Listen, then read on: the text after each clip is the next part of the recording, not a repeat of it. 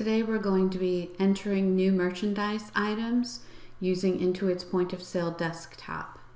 From the inventory drop-down menu, you can choose new item. If you're already in the item list, you can simply choose add. It'll bring you to the same add inventory item screen. In the name field, you're only allowed 31 characters total, which would include spaces or special characters. Be sure to be really concise about the name of your item. I've chosen a simple name for the item name. I'm going to choose whether or not it's an inventory, non-inventory, meaning I don't physically have it here, I might create a special item, whether it's a service that I'm providing to my customers, an assembly item, which we'll discuss at a later time, or a group item. In this case, it's a traditional inventory item. I'm going to choose the department, and since it's a promotional item and I've just created the promotional department, I'm going to choose that. In the item description dialog, you have a greater number of characters that you're allowed to use. And this is where you're able to give an even more detailed description. So this is a good place to be a little more thorough about that description. The size could indicate whether or not it was small, medium, or large. In this case, my watch is one size. In the attribute tab, this is where you might be able to select whether it was red or green or blue, or if you aren't going to specify separate item names for each of these items, you could leave that blank, or in my case, I'm going to choose multi. You'll indicate the regular price for the product, which means the price that you want to sell it for every day. And the average unit cost is something that you really should not monkey with. The average unit cost is based on the average price you pay for the product over a period of time. For example, maybe I bought 10 watches at $10. The next time I purchased, perhaps I paid $15 for 10 watches. In that case, over time, that average unit cost would be adjusted based on 10 watches at $10 and 10 watches at $15, leaving us an average unit cost of $12.50. So it's really important not to monkey with that. Unless there's something seriously flawed with it, in which case you can give us a call or talk with your bookkeeper and try and come up with what that number should be. But that's really the only time you should ever monkey with the average unit cost. We don't enter the on-hand quantity here either, because again, that's based on actually receiving the item through the receiving process. So don't add any numbers here, even if you have 10 in stock. You'll also decide whether or not the product is taxable or non-taxable. In our state, California, Washington, almost all the states, the inventory items are taxable. The non-taxable event may be a service product. The UPC is usually a 10 to 13 digit number, which you can use your barcode to scan directly from your item. If you don't have a UPC, it will automatically create a scannable barcode based on your item number. Quick pick groups you can create, and we'll create those in a separate video. I don't have a quick pick group for promotional. I could add it on the fly, and it will automatically become available in my list the next time I go to a new item.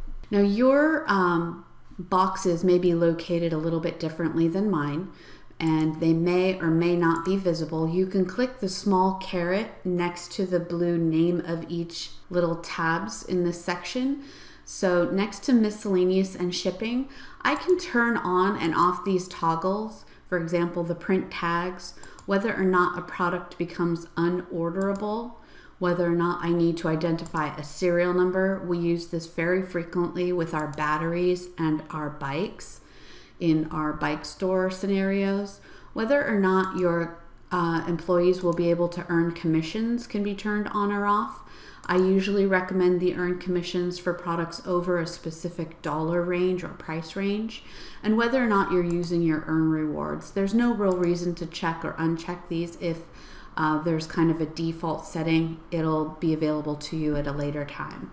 Moving to the more info tag, I can go ahead and select my vendor. What I pay for the product can be entered into the order cost.